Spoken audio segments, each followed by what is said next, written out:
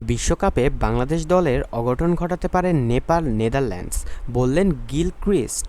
বিশ্বকাপের বাঁশি বাজল বলে।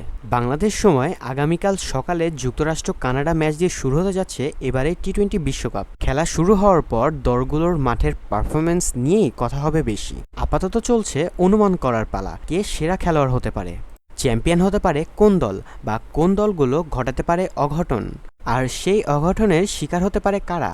আগের দিন রবীন্দ্রচন্দ্র আশ্বিনের ইউটিউব চ্যানেলে ভারতের সাবেক ক্রিকেটার রবিন উথাপ্পা যেমন বলেছিলেন, আয়ারল্যান্ড পাকিস্তানকে হারিয়ে অঘটনের জন্ম দিবে। এবার আরও অঘটনের ভবিষ্যৎবাণী করলেন কিংবদন্তি অস্ট্রেলিয়ান ক্রিকেটার অ্যাডাম গিলক্রিস্ট। সাবেক এই উইকেট কিপার বা ব্যাটসম্যানের ধারণা, বাংলাদেশ ও শ্রীলঙ্কাকে হারিয়ে অঘটনের জন্ম দিতে পারে নেপাল নেদারল্যান্ডস।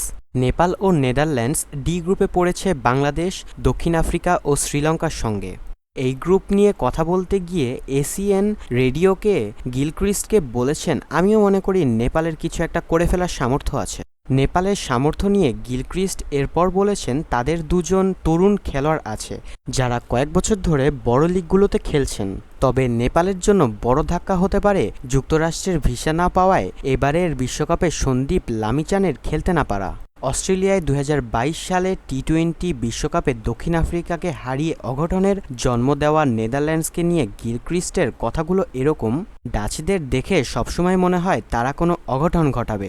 তারা দক্ষিণ আফ্রিকার সঙ্গে একই গ্রুপে পড়েছে। সর্বশেষ টি-20 বিশ্বকাপে অ্যাডিলেডে তারা দক্ষিণ আফ্রিকাকে হতাশ করেছিল, তাই এবারও ডাচরা এমন কিছু করতেই পারে। যুক্তরাষ্ট্রের বিপক্ষে বাংলাদেশের 2-1 ব্যবধানে টি-20 সিরিজ হারার বিষয়টি উল্লেখ করে গিলক্রিস্ট বলেছেন, টি-20 সংস্করণে এই দেশগুলোর অঘটন ঘটানোর সুযোগ আছে। বাংলাদেশের বিশ্বকাপে যুক্তরাষ্ট্রের সিরিজের ফলই দেখুন, যুক্তরাষ্ট্র কিছু অঘটন ঘটিয়েছে, তারা তাদের কয়েকবার হারিয়েছে।